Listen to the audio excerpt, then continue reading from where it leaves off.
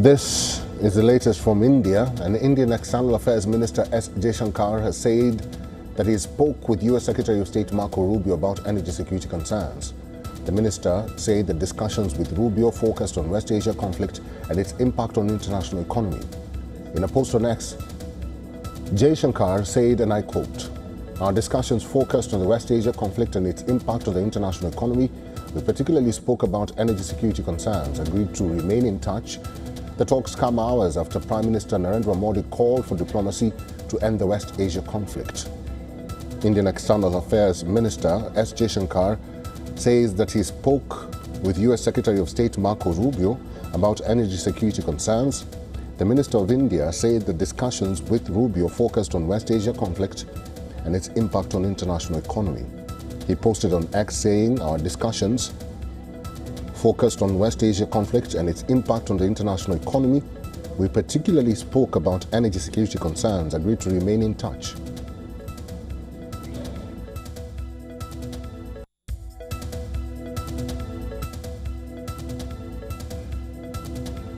Yusuf Jalali is a journalist based in Iran. He is now joining us live from Tehran. Jalali, thank you very much for making time for us. We have to start with the obvious. President Trump says he's in touch with a sensible person in Iran and not the supreme leader. I'm sure there have been reactions in Tehran following Trump's latest order to pause strikes.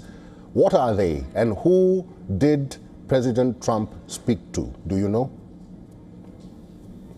Well, President Trump did not elaborate on who this person is. Of course, when it comes to the Islamic Republic, the Iranians have rejected and have denied any such engagement with the United States. We heard it coming from Mohammad Bagher Ghalibaf, the Speaker of Iran's parliament, saying that the United States only wants to save itself from, quote unquote, a quagmire of engaging in a military confrontation with Iran. And then he said that Iran will go all the way to punish the Americans for their aggression against Iran. He said that this is the demand of the Iranian nation. Of course, we also heard similar comments coming from the Iranian Foreign Ministry. The spokesperson for the Iranian Foreign Ministry, he said that Ismail Baghai said actually that the United States, Iran and the United States did not have any kind of diplomatic engagement. And from the rhetoric of the Islamic Republic, we can understand that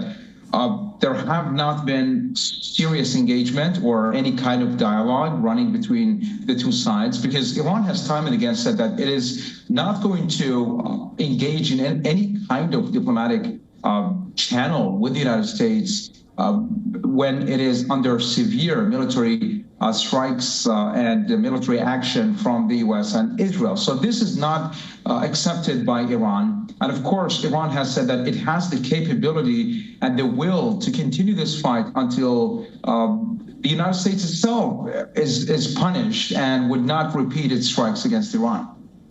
Jalali, Trump says he wants nuclear dust and a deal. Who, in your view, will make a deal with Trump from Iran, you think?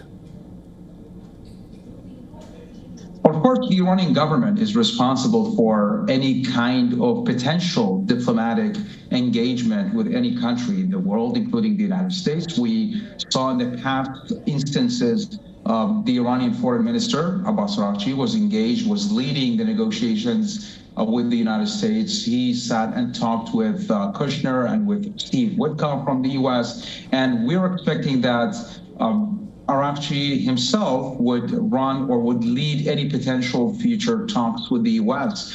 But of course, if you're talking about who's calling the shot, in the Iranian constitution, the supreme leader is the ultimate person who decides the trajectory of the country's foreign affairs and foreign policy. And for now, we know that based on Iranian of course, news outlet, Mojtaba Khamenei is now the supreme leader, and he's expected to lead the country because he's the supreme leader. But of course, for now, we've not seen him appearing on state television or even delivering any audio message. For now, whatever has surfaced from Mojtaba Khamenei was written message. Even during the Nowruz, the Persian New Year, he issued a written message to the Iranians. So he is supposed to be calling the shots when it comes to the trajectory of Iran's engagement with the United States. But when it comes to diplomatic talks and dialogue and negotiations with Washington, the person who's responsible is the Iranian foreign minister. Jalali, there have been talks that Egypt, Pakistan and Turkey are the mediating countries, and they had planned to arrange a phone call between Iran and Washington today. Is that going to still happen, and have you heard about that? Of course, all we heard from the Iranian side is contradiction and rejection of diplomatic ties with the United States.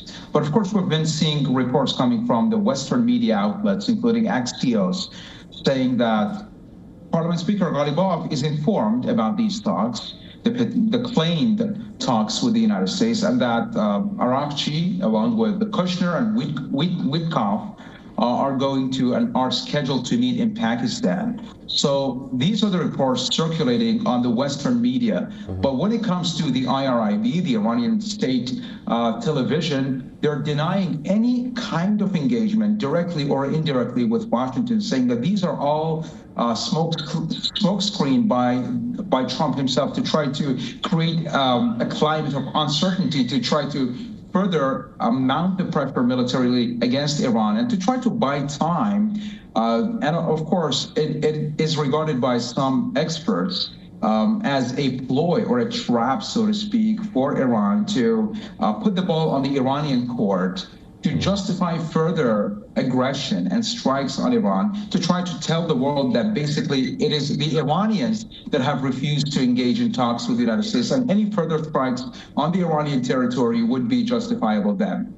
Jalali, now that you've mentioned ploy, let me use that to ask you this question, and very quickly so.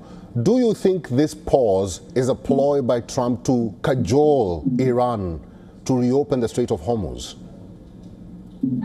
Well, from the Iranian side, it is so. Of course, we heard it coming from some of the Iranian observers, like Mr. Marandi, who has been engaged in he was been closely watching the developments. He said that if we pay attention, Donald Trump every week on Monday issues a similar statement to try to drive down energy prices in the world. And even those 5 days coincide and align with the closure of the energy markets after 5 days. So basically, in the eyes of Iranian commentators and of course Iranian officials, this seems to be a ploy, a trap to try to impact the global oil market and oil prices, which have witnessed spike since the start of this conflict. Yusuf Jalali, it's good to see you. Thank you for talking to us today. Thank you.